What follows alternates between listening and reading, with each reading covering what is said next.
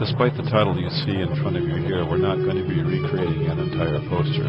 We're only going to be looking at a couple of elements, simply because we have limited time. The poster is a famous Art Deco poster done by Leslie Ragan of the New York Central 20th Century Limited, with its streamlined cladding over a standard steam engine.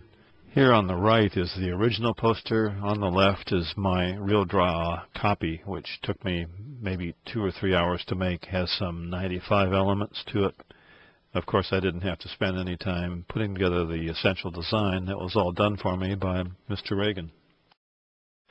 What we'll work on is the engine body itself and a couple of other elements, the sky and a look at the track structure that the train is running on. Doing so illustrates how RealDraw Pro can handle both geometric elements as well as lighting elements as well as texturing elements, and bring it all together relatively easily and relatively neatly. It's a very powerful program for doing that kind of thing.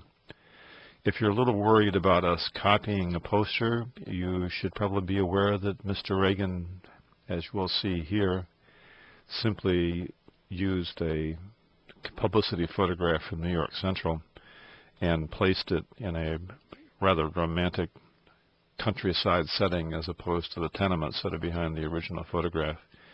So if he copied, we can copy. Here I took advantage of the fact that the nose of the locomotive is a circle, so I simply made a circle, went to the circle tool, held down Shift to make a perfect circle, make it transparent so I can see through it.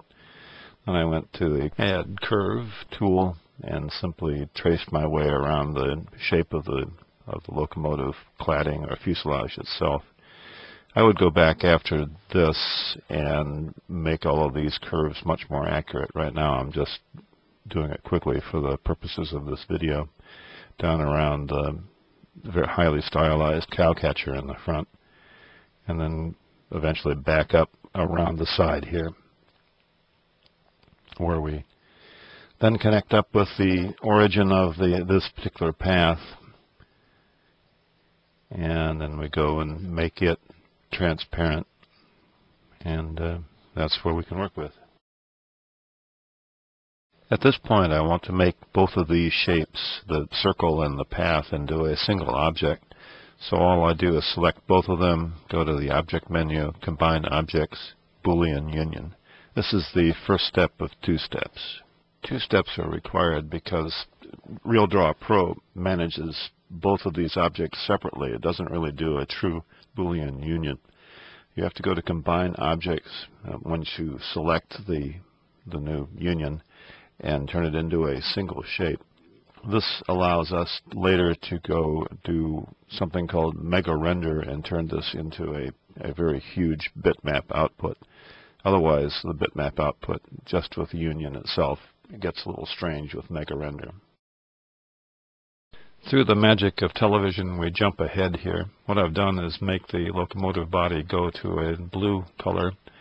I've actually begun shaping the nose and the cowcatcher primarily by using 2 spotlights, one of which is still highlighted here. You might be able to see in the YouTube.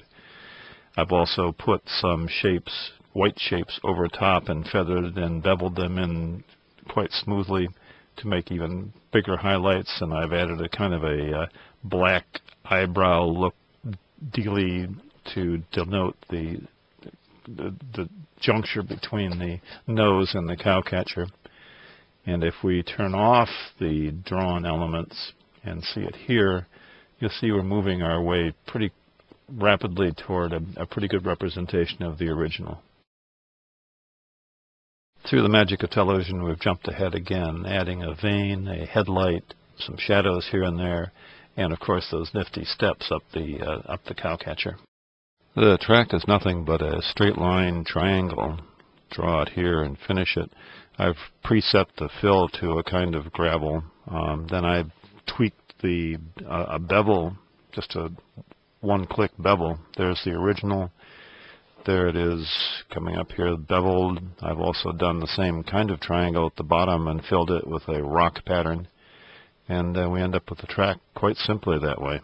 For the sky, I simply took the pencil tool and traced my way around the original poster sky. Highly creative, as you can see here. I'm making it so it goes actually over top of the locomotive fuselage. We've got the standard Real Draw Pro red. And I'll take the color pick tool and pick a section of sky that's showing there, turn it into the slightly yellowish sky of the original. And that's pretty much it. I want to then back down to feather it using the bevel tool and let the feathering soften the edge of the steam as it's against the blue sky.